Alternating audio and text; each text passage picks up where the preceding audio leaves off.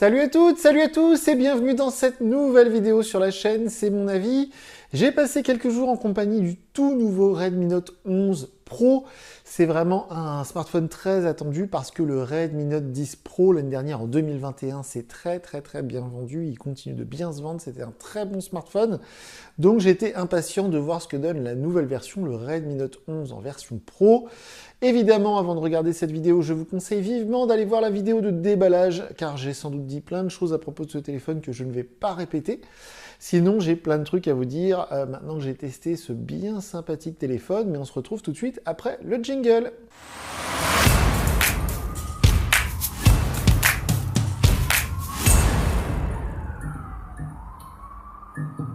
Comme je vous le disais, j'ai donc passé quelques jours en compagnie de ce tout nouveau smartphone de chez Xiaomi, le Redmi Note 11 Pro. Alors évidemment, j'avais testé le Redmi Note 11 il y a quelques semaines, puis le Redmi Note 11S. Vous pouvez retrouver les tests évidemment et les déballages sur la chaîne. Ce Redmi Note 11 Pro, il va se différencier surtout par le capteur photo en 108 mégapixels.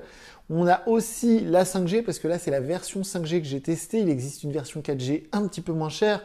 Comme je l'avais déjà dit dans la vidéo de déballage, je conseille vivement cette version 5G, tout simplement parce que en plus de pouvoir capter la 5G, eh bien, pour seulement 20 € de plus, vous avez un processeur Qualcomm Snapdragon, alors que dans la version 4G, c'est un processeur Helios de chez Mediatek. Honnêtement, les Snapdragon de chez Qualcomm sont quand même généralement bien meilleurs. Donc, j'ai plein de trucs à vous dire. On commence, on rentre dans le vif du sujet. Moi, j'ai adoré ce smartphone. Attention, là, on est vraiment sur quelque chose de très costaud. Je sors du test du Samsung A53. C'est un smartphone qui coûte quand même 450 €. Celui-ci, en version 5G, il est affiché à 369 €. En version 4G, 20 € de moins, donc de mémoire 349 €. Et donc, on va arrondir à 350. Il y a 100 € de différence entre le Samsung que j'ai testé la semaine dernière et ce Redmi Note 11 Pro. Et honnêtement, je pense que vous en aurez un peu plus pour votre argent sur ce smartphone. On va commencer par les performances. Quand j'avais testé le Samsung, j'avais parlé de quelques ralentissements que j'avais subis. Là, sur ce Xiaomi Redmi Note 11 Pro, aucun problème, les performances sont au top, même en multitâche, même avec des jeux en 3D, tout ce que vous voulez, c'est super fluide, il n'y a pas un pet de ralentissement. Là, c'est la version avec 6 Go de mémoire vive, c'est pas énorme. Maintenant, on trouve parfois du 8 Go, même du 12 sur certains modèles. Et bien là, avec 6 Go, ça tourne super bien, j'ai eu aucun problème. Et je voulais vraiment le noter parce que ces derniers temps, je me disais, mince, ça se trouve, c'est moi qui ai un souci, ça se trouve en ce moment, je trouve que tous les smartphones sont au ralenti. Non, celui-ci, j'ai vraiment eu aucun problème, donc c'est pourquoi je l'ai mis en haut de ma liste. Aussi, quelque chose qui m'a vraiment agréablement surpris, mais voilà, d'une manière étonnamment bonne, c'est l'autonomie. On a une batterie de 5000 mAh, a priori on avait la même batterie sur le Samsung dont je vous parlais il y a quelques instants. Mais voyez, là, il est midi, je ne sais pas si vous allez voir, il me reste 32%, je l'ai mis en mode avion là pour la vidéo. Et pourtant, je ne l'ai pas rechargé cette nuit, bien évidemment, je l'ai rechargé la nuit d'avant. Et toute la journée d'hier, j'ai fait 4 heures de Waze, avec donc l'écran allumé à fond, à 100% de la luminosité. J'ai fait plein de réseaux sociaux, hier soir, j'ai pas arrêté, j'ai même installé des jeux et tout ça. Et il me reste 32% de batterie. C'est assez bluffant. Si vous avez une utilisation assez légère de votre smartphone, il sera facile de tenir 2 ou 3 jours sur une charge complète. Donc là, franchement, l'autonomie, elle est au top. Aussi, quelque chose qui est au top, alors vous avez vu en plus, j'ai mis un fond d'écran un peu alléluia, un peu Jésus revient, mais franchement, c'était pour mettre en avant cet écran AMOLED de toute beauté. Il est rafraîchi à 120 Hz. Alors ça, attention, c'est pas réglé comme ça par défaut. Par défaut, il est en 60 Hz pour encore améliorer l'autonomie. Donc je trouve ça vraiment inutile, mais bon, bref. Donc vous pouvez le régler en 120 Hz. Donc du coup, c'est super fluide. C'est vraiment un vrai bonheur, cet écran, il est lumineux, les couleurs sont belles, les noirs sont profonds, les bordures sont pas trop épaisses, on est sur un écran super AMOLED 100 Hz, donc c'est quasiment ce qui se fait de mieux. Donc là, franchement, j'étais obligé de le mettre dans ma liste, c'est vraiment un point super positif sur ce téléphone. Aussi, alors ça, c'est un sujet un peu sensible, on va en reparler en fin de vidéo, mais ce téléphone, il est équipé de MIUI 13, cette version de l'interface de chez Xiaomi qui équipe donc tous les Xiaomi et les Poco. Donc là, on est en version 13, hein, c'est la toute dernière version. Malheureusement, j'en reparle dans un instant, mais c'est sous Android 11, mais ça, c'est pas grave. J'ai mis le MIUI 13 dans les plus parce que ça fait partie de mes interfaces Android préférées. Encore une fois, je suis désolé, mais je sors du test du Samsung A53 avec cette horrible interface One UI. Et donc, du coup, quand j'arrive sur ce MIUI, je trouve ça absolument savoureux. C'est d'une logique implacable. Il y a des petites animations super sympas quand on supprime une appli. C'est super bien fait. Plouf!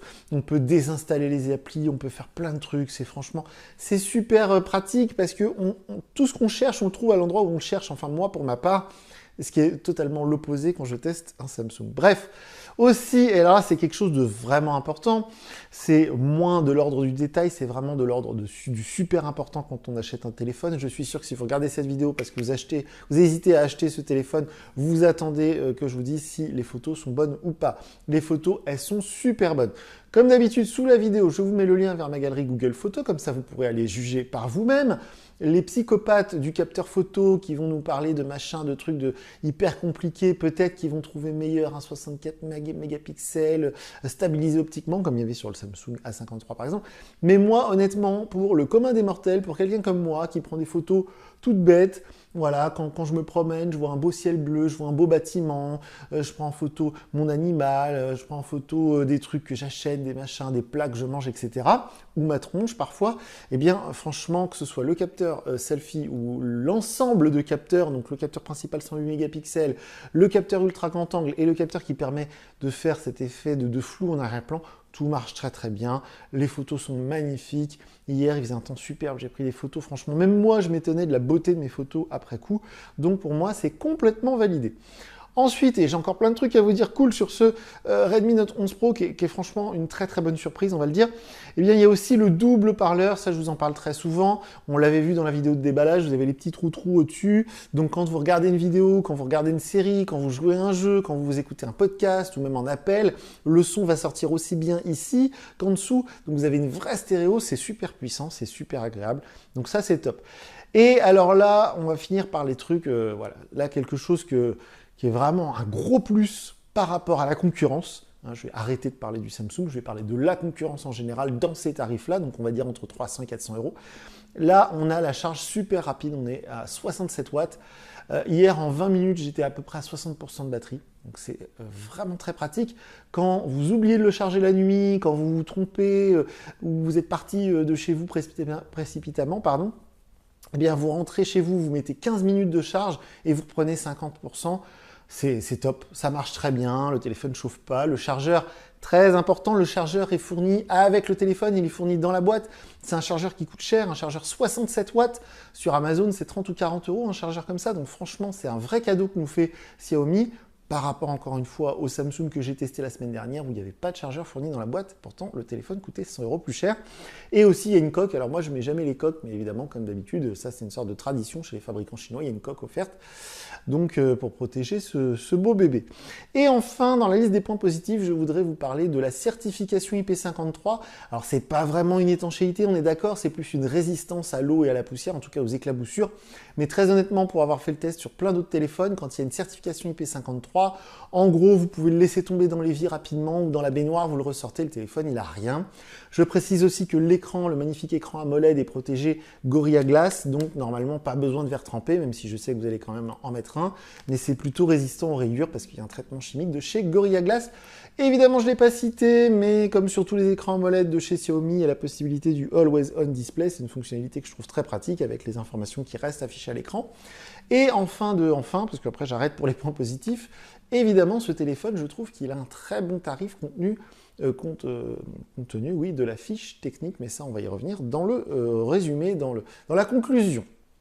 Donc voilà pour toutes les choses positives que j'ai à dire à propos de ce Redmi Note 11 Pro.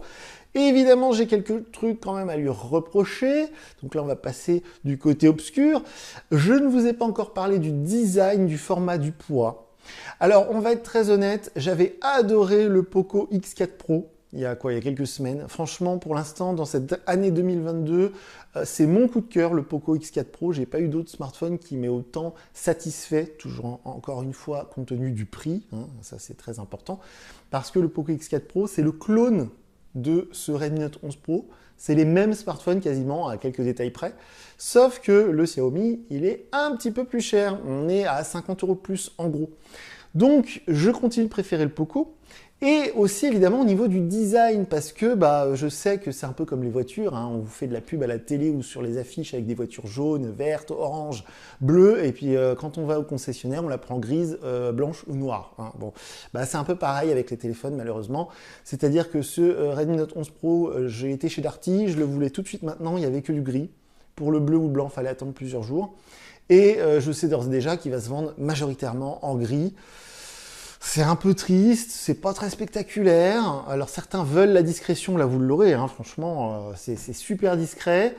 Si vous sortez ça à table, bon voilà, c'est pas, les gens vont pas faire waouh, mais t'as changé de téléphone. Voilà, c'est super méga discret. Bon, du coup, moi je trouve ça un peu tristoun, donc c'est pour ça que j'ai mis ça dans les points négatifs. J'aurais préféré un design un peu plus, on va dire, osé, mais bon. Voilà, ça fait partie de mes petites déceptions. Et aussi le format et le poids, j'en avais déjà parlé pour le Poco X4 Pro. C'est un téléphone qui est très lourd, hein, c'est une vraie brique. Hein. Si vous jetez ça dans la tête de quelqu'un, vous lui faites super mal. Franchement, c'est une brique, hein. On est à plus de 200 grammes. Et c'est un gros téléphone, hein. C'est un téléphone de bonhomme. C'est pas très féminin, c'est pas très délicat. Dans ces tarifs-là, vous avez l'excellent Realme 9 Pro Plus que j'avais testé, qui est plus léger, plus fin, avec un design beaucoup plus travaillé. Donc voilà, c'est un peu de philosophie différente. Aussi quelque chose qui est un peu plus objectif, on va dire, à reprocher à ce Redmi Note 11 Pro, je vous en ai déjà parlé il y a quelques instants, c'est qu'il est sous Android 11. Voilà, on est en 2022, on est bientôt à la mi-2022, là au mois de juin, on sera à la moitié de l'année. Et Xiaomi, qui est l'un des plus gros fabricants de smartphones au monde, continue de nous sortir des téléphones en Android 11. Donc c'est un peu regrettable, il y aura sans doute une mise à jour vers Android 12, ça je suis bien d'accord, mais en attendant, il y a des petites choses comme par exemple la gestion des notifications ou la gestion de la vie privée qui sont encore à l'ancienne et donc du coup je le regrette, voilà, je le regrette, j'aurais bien aimé avoir Android 12 tout de suite, de base, je ne sais pas où voilà, Android 11, version MIUI 13, voilà, je ne sais pas si vous allez voir. Pourtant je suis à jour de chez à jour, il est en mode avion, donc, mais voilà, il n'y a pas de mise à jour dispo pour l'instant. C'est vraiment dommage. Et aussi, enfin, là, c'est plus du niveau du détail, mais moi, vous savez, je suis un casse-pied et je préfère avoir le lecteur d'empreintes sous l'écran que sur le bouton Power qui est sur le côté. Voilà, donc je vous parlais du fameux Samsung A53 qui est quand même à 100 € de plus. Lui, au moins, il a le lecteur d'empreintes sous l'écran. Le Realme 9 Pro Plus de mémoire, il avait aussi le lecteur d'empreintes sous l'écran. Le lecteur d'empreintes au niveau du bouton, ici, certains trouvent ça plus pratique, mais faut pas se leurrer, faut pas se mentir, c'est surtout une économie énorme pour le fabricant. Ça coûte beaucoup moins cher de faire ça que de le mettre sous l'écran. Donc voilà pour les points positifs et les points négatifs de ce Redmi Note 11 Pro. Si je devais conclure, si je devais faire un mix de tout ça, un mélange, je dirais que c'est vraiment un très bon téléphone. Honnêtement, là, je ne peux pas déconseiller ce smartphone à qui que ce soit. C'est un super téléphone. Moi, j'ai pris beaucoup de plaisir à l'utiliser. C'est fluide, c'est rapide, les photos sont superbes, l'autonomie est au top. Cette interface MIUI 13, c'est un régal, hein, on va pas se mentir.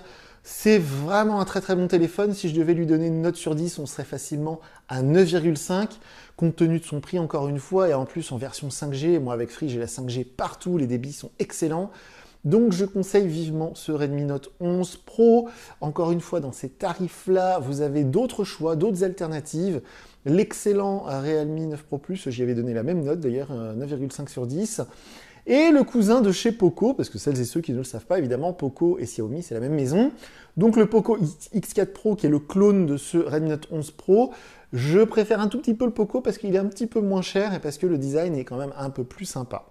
Donc voilà, comme d'habitude, si vous avez des questions, je vous mets sous la vidéo le lien vers mon compte Twitter parce que je ne lis pas les commentaires YouTube. Donc si vous posez des questions dans les commentaires YouTube, il y aura sans doute quelqu'un pour y répondre, mais pas moi. Voilà encore pour ce test de l'excellent Redmi Note 11 Pro. Encore une fois, je conseille vivement, même si Xiaomi France, ils m'aiment pas, ils m'ont même bloqué sur Twitter. Donc qu'est-ce que vous voulez que je vous dise? Mais en tout cas, ils font vraiment de très bons produits. Je vous dis à très bientôt pour une nouvelle vidéo sur la chaîne. Salut!